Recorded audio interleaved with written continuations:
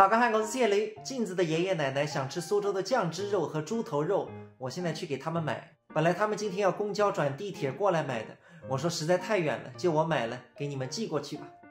虎门黄糕3月份来着。平心而论，黄糕的蔬菜价钿确实便宜，所以来买的人多。来六街人蛮多，看看还有时令菜，买点一袋寄过去。那个八角鸡是天头山呀个，是你店里的新品。而且个猪头肉帮我拿点。好的。八角鸡25块一份，尝尝。还没那个哪样？那个猪头肉也是鲜也是嫩，年纪大的人啊吃得动的啊。现在一年天可以卖到100多张。而且再帮我拿一份酱猪肉。酱猪要卖光这一斤。一打卖光着。那么到蓝地去吧，蓝地有的。边浪向蓝地还有。好个。好，谢谢。边浪几百米随是蓝地，还晒了包袋。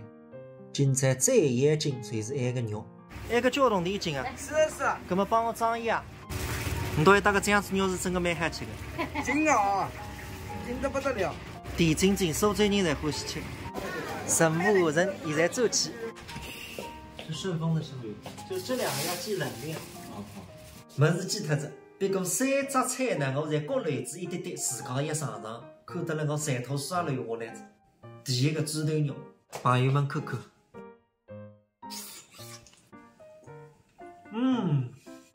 食口最花，稍微有点咸，毕竟咸猪头肉，一边吃饭一边吃那个是3顿下饭，酱猪肉。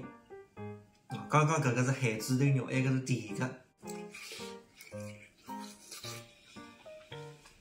苏州人们侪是欢喜吃那个，我是从小吃到大，沙克。再有来尝尝看那个白斩鸡，我会得问问你到叶子养酱，白斩鸡半夜蘸酱。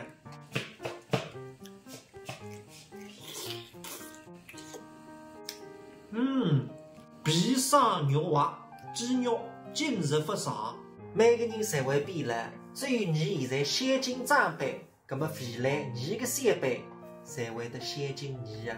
朋友们，你都讲一对。